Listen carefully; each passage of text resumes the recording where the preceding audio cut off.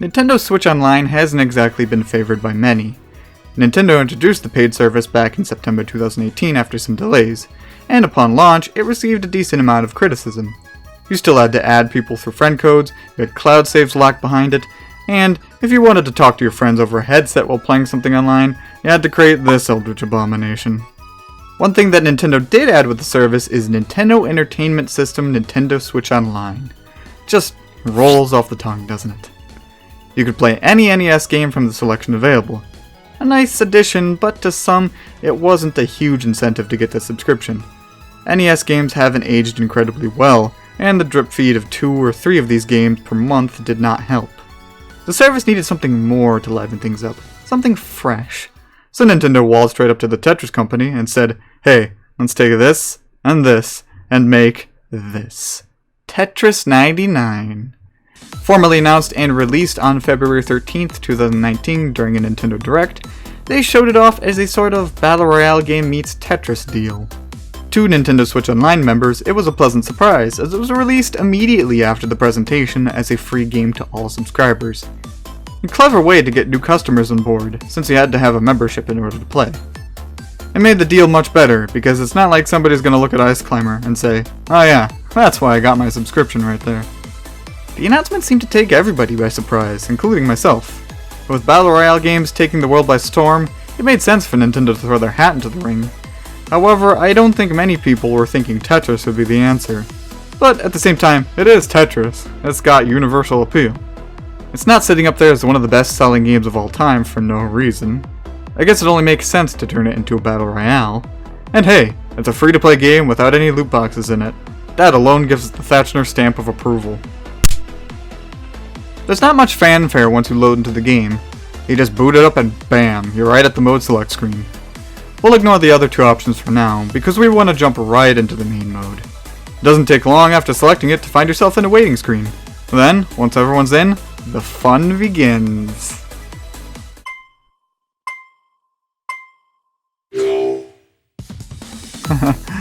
I don't know how any of this works.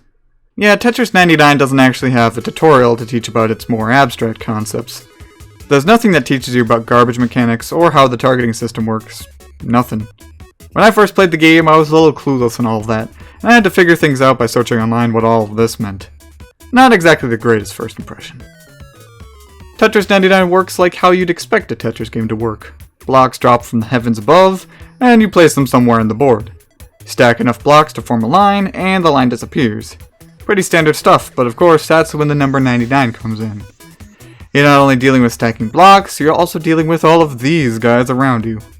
98 other players are clearing out boards of their own, and if you're on the receiving end of their attack, you'll receive some garbage, gray colored lines that pop up from below.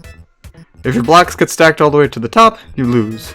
On the other hand, if you hold out, keep your screen clear, and pray to the wonderful Tetris gods above, aka Alexei Pajitnov, you'll win. In order to win though, you need to understand what this aforementioned junk is. Whenever you clear 2 lines or more, you'll see a number appear. This number means that this is the number of lines of garbage that you'll be sending to your opponent. Of course, that begs the question, how can I select which opponent I'm sending my garbage to? That is where those boxes up top come in. By selecting one of these, you'll be dictating where your junk goes. Random is pretty straightforward. You'll target a random player.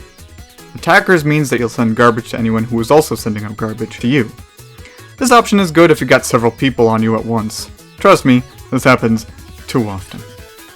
KOs mean that it will target any person who's close to getting knocked out, which is why you'll sometimes notice that you'll absolutely get massacred once the red starts flashing. Then, finally, badges means that you'll target a player that has a high amount of badges. And that's right, badges. And I don't mean these or these, I mean these. In Tetris 99, you'll earn badge bits if you KO an opponent. Get enough points, and you'll get a full badge. These badges are actually really important. The more badges you have, the more garbage you'll drop on your opponent's screen. Get 1 badge, you'll do 25% more damage, 2 badges you do 50%, 3 is 75%, and 4 is 100%, which is where it caps out.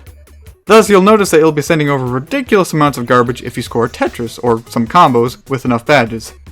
However,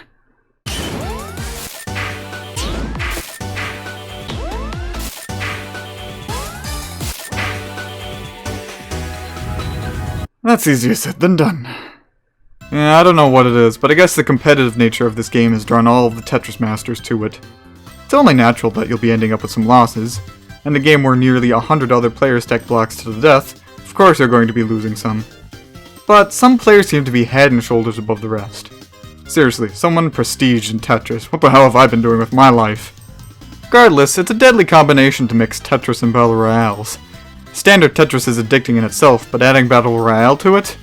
Add the fact that this game is super quick and easy to boot up on the Switch, mean that's already 40 hours of the week gone right there. Nothing is more satisfying than stacking those blocks high, clearing lines, and seeing those KOs rain down.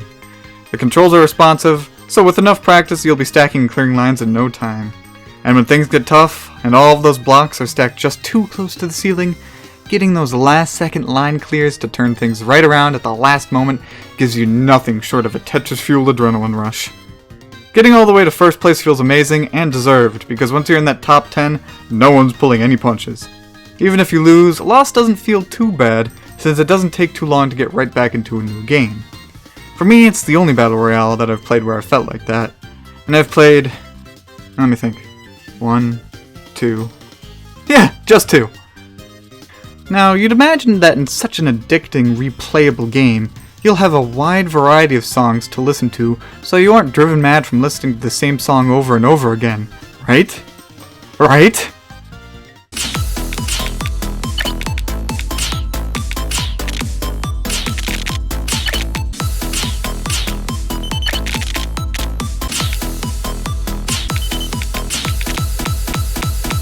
Nope. There's only one song. In the whole game. Yep.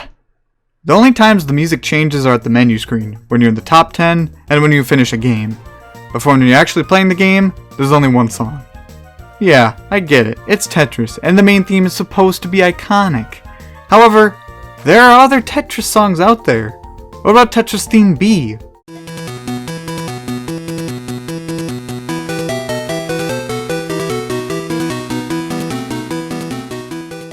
Or Tetris Theme C?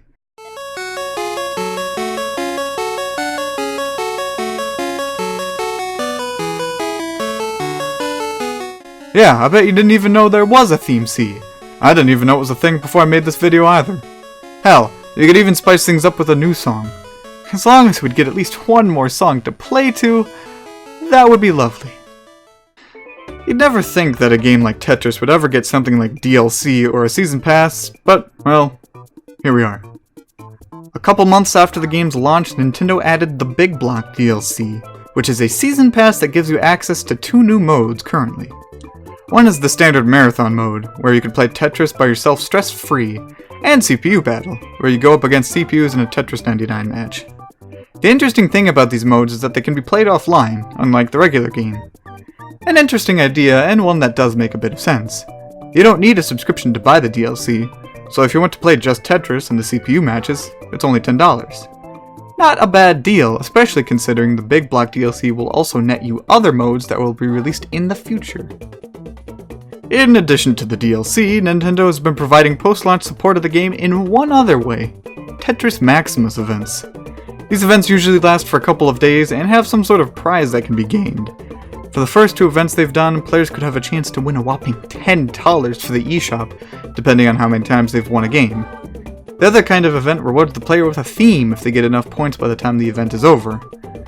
As of the making of this video, these are the only 2 kinds of events they've held. I personally really enjoyed participating in these, especially the Game Boy themed one. I mean, it changes the game to look like the Game Boy version of Tetris, what's not to like here? If you even remotely enjoy Tetris, chances are you'll enjoy this game. Even if you don't like Tetris, you'll probably enjoy this game. Tetris isn't so much a game that gets old, and Tetris 99 proves that even with the addition of a modern, currently popular formula to the mix, it still works. It's fun, and when things get really hectic, it's exhilarating. Once you're invested, it's hard to resist the temptation of wanting to play just one more game. As one of the biggest draws to get a Nintendo Switch Online subscription, Tetris 99 does its job well. Though if you get a subscription and find Tetris 99 isn't for you, that's totally okay. You've still got a subscription to play some games online, and you've got your cloud save backups. Oh, yeah, that reminds me. I've got to make sure to back up my Splatoon 2 save data to the cloud. I've invested around, what, 100 hours into the game? So it'd be just awful if I lost all of my save progress. Well, would you look at that?